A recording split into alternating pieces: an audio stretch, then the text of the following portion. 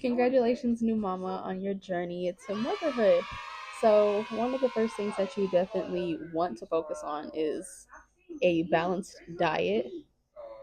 And I know it's like cliche and everybody says that, but it's really important, I guess, to not give into your cravings all the time because I was craving sweets and nothing but sweets. So, as you can tell, that's not very beneficial for me or for my baby.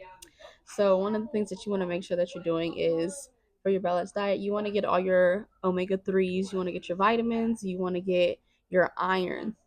Iron for me was a really big thing because I struggled with low iron. So I'd get headaches, I'd get lightheaded, I would feel hot, super dehydrated.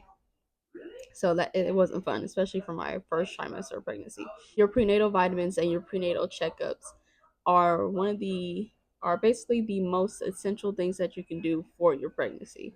Especially being a first time mom, your body is being exposed to all sorts of new hormones, all sorts of new feelings, emotions, and just a different change. You're growing a baby, so it's very important that you're healthy and that your body is in a great condition to do so because it's not an easy thing. So we're going to get into some advice, into little tips, and I'm going to share my journey of pregnancy along the way with you guys. Okay, tip number 1. You want to prioritize self-care. Now, you don't have time to be losing sleep, to not be eating right, and to not be drinking water. Literally, those are the only things that you need to worry about after you see them two lines pop up on that pregnancy test. Or after you go to the doctor and you do a test and they say you're pregnant. You want to make sure you're prioritizing yourself. Work can wait, friends, family, they can wait. This is about you and your baby right now, making sure that you are in a, a mentally good spot and also a physically excellent spot. You need to be even more healthier and taking care of your body even more now that you're pregnant. So one of the things that I can recommend is staying hydrated. Water, water, and water. Now, if you're like me in the first trimester of your pregnancy, you have what they call uncontrollable vomiting.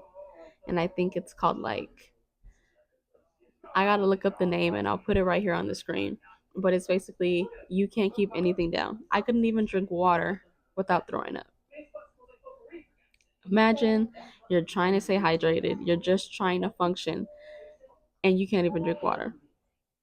I tried crackers, I tried applesauce, I tried bread, I tried ginger tea, the little ginger candies, peppermint, all the things that they say is gonna minimize the nausea and eliminate the nausea. I tried it all. So definitely water, water, and water. If you're in a spot like me to where I wasn't able to keep anything down, I'm talking about I couldn't even drink water, you definitely want to go to the doctor and to let them know what you're going through. And sometimes they're going to belittle or try to minimize your concern, but you need to go into the doctor and anything that you can exaggerate on, you need to exaggerate because they're going to tell you, "Oh, you're fine. This is normal. Your body is going through changes. These are your hormones." There's nothing normal about that experience. So, I went into the doctor and I told them I couldn't eat. Well, I didn't exaggerate. I literally couldn't eat or drink anything. So they prescribed me this medicine, and it sucked because I didn't get that medicine until the end of my first trimester. So imagine going almost 3 months with without not being able to keep anything down. You want to catch that early on, and anything that you notice that is changing in your body, write them down, take it to the doctor, and let them know so they can prescribe you the medicine that you need. For tip number 2, you want to manage your stress levels. So, what I mean by managing your stress, anything that is beyond your control, anything that is not at the top of the priority list, don't concern yourself with it. Because, like I said, if you're going through what I went through, Nothing else matters besides making sure you're in a good place, making sure you're in a good place for your pregnancy, because they say what you feel in your pregnancy and all your emotions, your baby feels the same thing. So for me, that kind of encouraged me to really like buckle down on my emotion, buckle down on the stress that I was putting myself through, prioritize what was really important. So I couldn't work around the time of my first trimester of my pregnancy, just for that main reason. Throwing up, I'd have to go to the bathroom. They're asking me where I'm at, like what's going on. If you can get a doctor's note for, I want to say, I guess you want to say your first trimester. Because after your first trimester, everybody was telling me, and I just kept hearing, after your first trimester, it does get better. You'll be okay. Everything will kind of die down a little bit, which was correct. So for that second trimester, I was back. I was at work. I was making it do what it do, basically. So that's one of the things that I was stressing about my first trimester, not being at work, missing money, trying to function and still make a living, making sure that, I have everything that I need. If I had to go to the store, and buy medicine or just things like that, how was I going to be able to afford it? So you definitely want to make sure that you go and get that doctor's note, because I think you can get a certain type of leave, or maybe even a paid leave depending on who your employer is. So yeah, so when I say manage stress, literally go ahead and exhaust all your options for your first trimester of pregnancy, and definitely see about getting a doctor's note, because that'll help you out in the long run. Tip number three, you want to make sure that you are communicating with your significant other, with your partner, or whoever you're in a relationship with at that time. Because if you don't have that open communication, like, hey, I don't feel good, this is what I'm feeling, this is affecting me, and this, that, and the third, they'll be able to, try to console you, they'll be able to comfort you and see what they can do to help you out in the long run and do what benefits both of you guys. You also want to educate yourself on the birthing process. So that in itself can be stressful. You're trying to manage stress, but then at the same time you're trying to prepare for what it is to come. So for what it is to come, you need to make sure that you're working on your breathing, you're staying hydrated, and that you have a good support system around you, because at the same, like I said, nothing matters other than you, your baby, and your mental health and your mental stability at that point, because it's it is definitely hard. But like I said, the second trimester, it does get better. I was able to eat what I wanted, well, for the most part. I could keep crackers down, I could drink water, I could have applesauce, I could have a little juice on the side if I wanted to, I could eat a burger. But once you go from a place of not being able to eat anything, literally eat anything, you want to eat everything once you can. And it was so crazy, because when I calculated when my first trimester ended going into my second trimester, it was like the day after I got into my second trimester, my eating habits came back. So I don't know what that's about. I don't know what that is. During the birthing process, and just getting up to labor, everything in general, you need to focus on your breathing. So as I mentioned before, you want to make sure you're having a or you're trying to maintain a well balanced diet. So let's look at some of the things that contribute to a well balanced diet as a pregnant mom. So one of the first thing you want to make sure is you're eating your fruits. Your fruits are definitely what's going to help you keep yourself hydrated. Like watermelon, it's watermelon and cucumbers. I want to say it's mostly water. So by eating those watermelons and trying to eat the cucumbers, or drinking like cucumber water, anything like that, agua frescas, that's what's gonna help keep you hydrated. And it's, just plain water, because water to me, it was disgusting.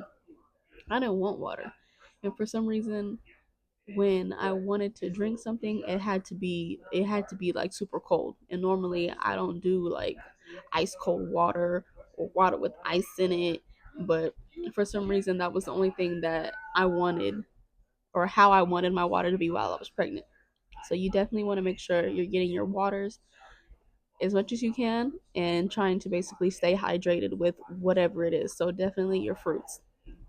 Next, your vegetables. I want to say for me, I didn't really eat. I ate a lot of cabbage, high in fiber.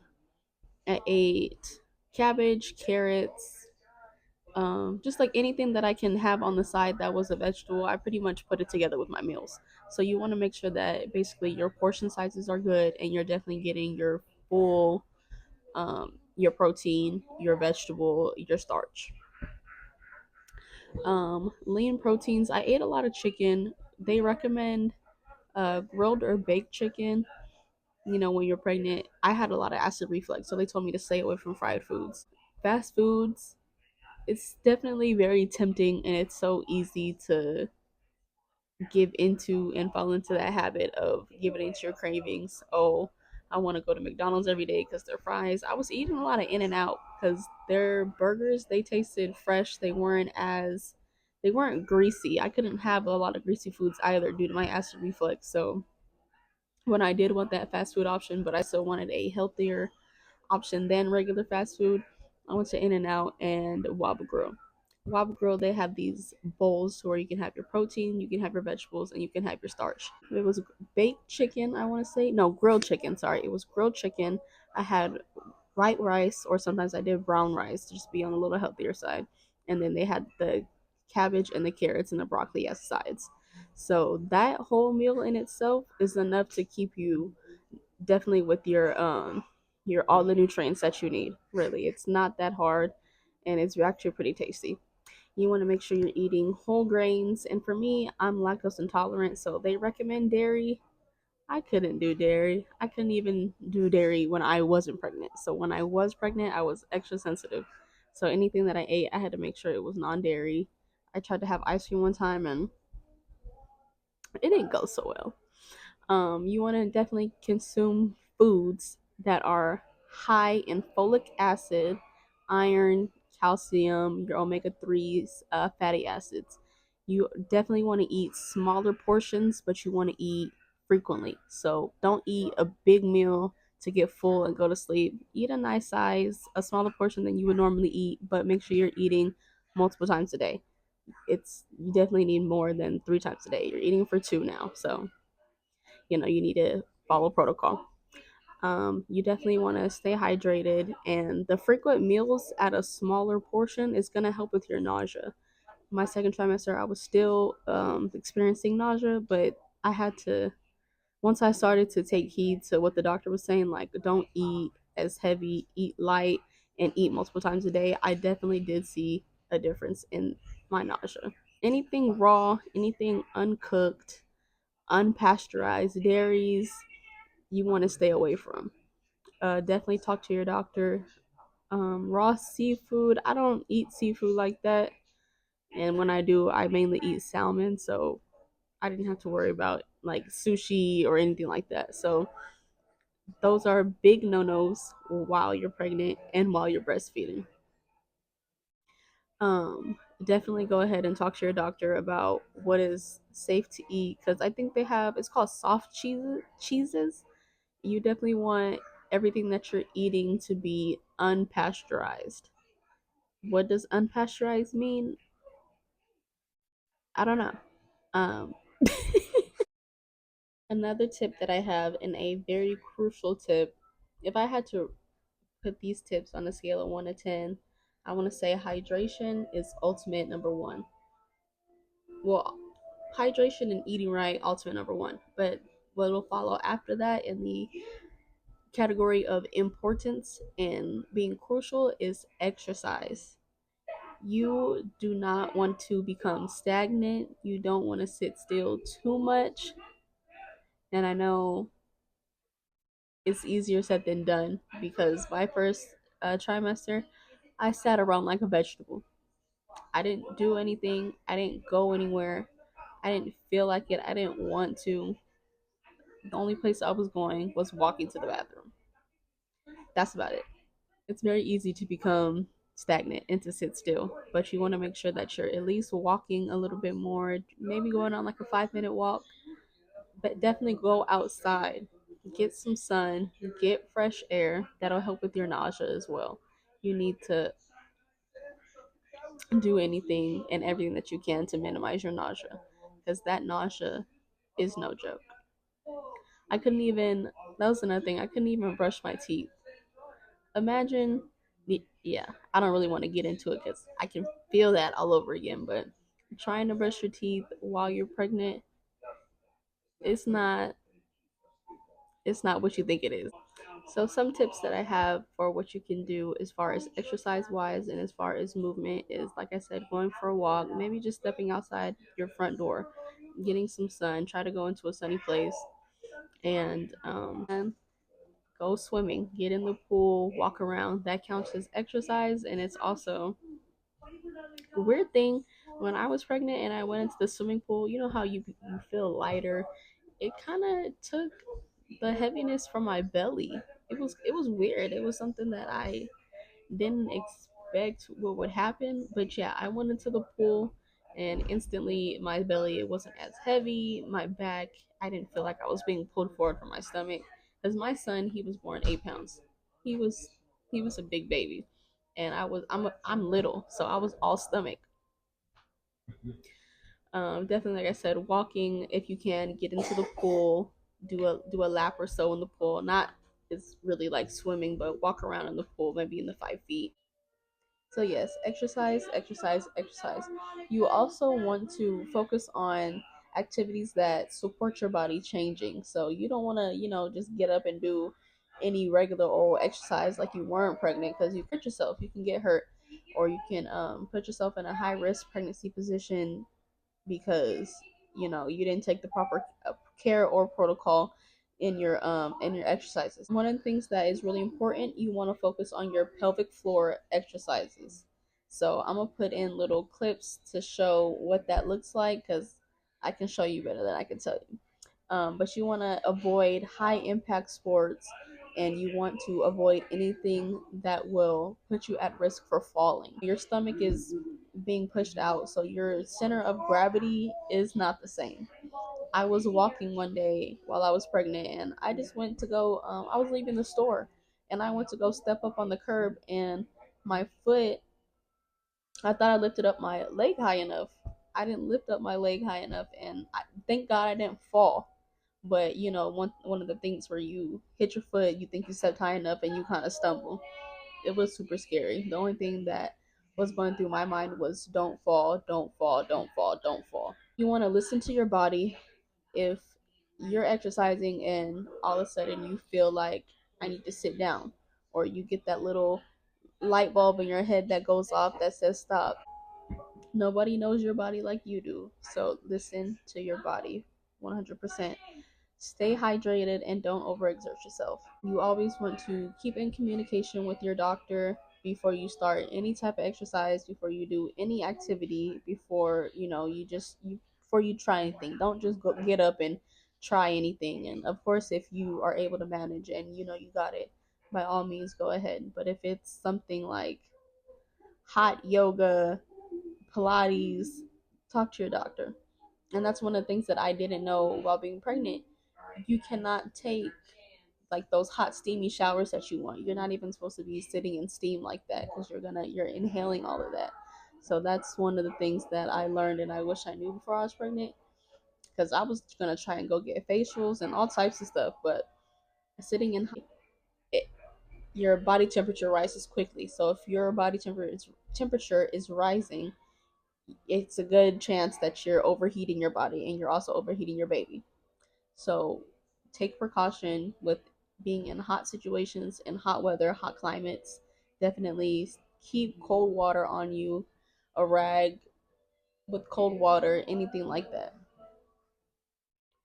Okay, and I will leave you guys with this final tip, a very vital and crucial tip. You want to make sure that you are getting enough rest. You will not be able to function, you will not be able to do anything if you're not well rested. Rest is super important while you're not pregnant in the first place. So while you're pregnant, you definitely want to get your rest. It's going to help you regulate your emotions. It's going to help you think level headed, have a clear mind, deal with stress, deal with situations clearly. And, you're already so overwhelmed with all your hormones that's going on. So you don't want to do anything or add any extra stress to yourself because you're going through enough as it is. You're growing a baby. It's hard. It's hard work, but I at the end it is so worth it.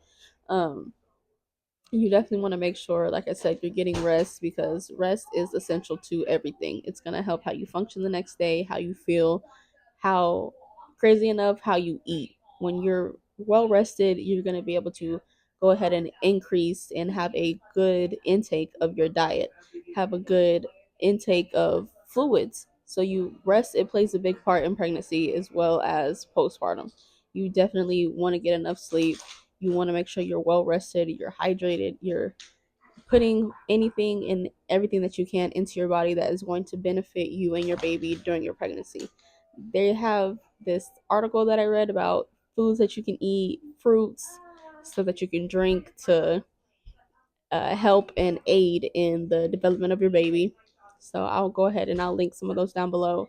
There is this app called, oh shoot, I'm gonna link everything, but it's an app that I use to track the pregnancy. So it'll tell you how many weeks you are, when your due date is.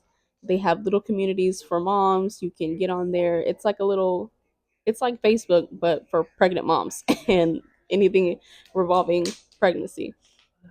You can join these little communities and you can ask any type of questions. Everybody on there is a mom. Some are nurses, healthcare providers, network. Ask all the questions. The only limit to your knowledge is yourself. So anything that you want to know, anything that you feel like you need to know or you don't know, it might be a stupid question, but you are embarrassed to ask, just ask it anyway because there is no stupid question in dealing with pregnancy. You're a new mom, especially if it's your first pregnancy. You're a new mom. Everything is heightened. Everything is already so stressful and just hard enough. Don't make anything else harder on yourself. If you can't figure it out, go ahead and go ask the questions. It's okay to ask for help. It's okay to seek a little community. Like they say, it takes a village, and it definitely does. So go ahead and ask all the questions. Download all the apps that your phone, that your storage will allow you. Because I did the same thing. I had apps. I had all these articles, these ebooks that I was looking at. So definitely go ahead and seek knowledge. Don't ever hesitate to call your doctor or to ask questions because, like I said, this is a new journey. As overwhelming as it is, trying to do everything on your own is going to stress you out, really stress you out. So, with that being said, congratulations, Mama, on your journey and on your pregnancy. I'm wishing you a good, peaceful, stress free pregnancy. And on that note, welcome to motherhood. I want to add a little tip in clothing. Clothing, making sure you're comfortable is I feel like everything that I said is super important, but being comfortable, being in loose fitted clothing will definitely help with your nausea. Because if you're wearing tight clothing and you can't breathe and, in your clothes and you're uncomfortable, it's definitely going to make your nausea worse and it's going to affect how you move and how you go about your day. So go into the maternity postpartum section of the store, get the big shirts, get the loose tank tops, get the nursing bras, even though you're not nursing already. Everything in the maternity section is designed to help you. It's designed for pregnant moms. So take advantage, and take advantage.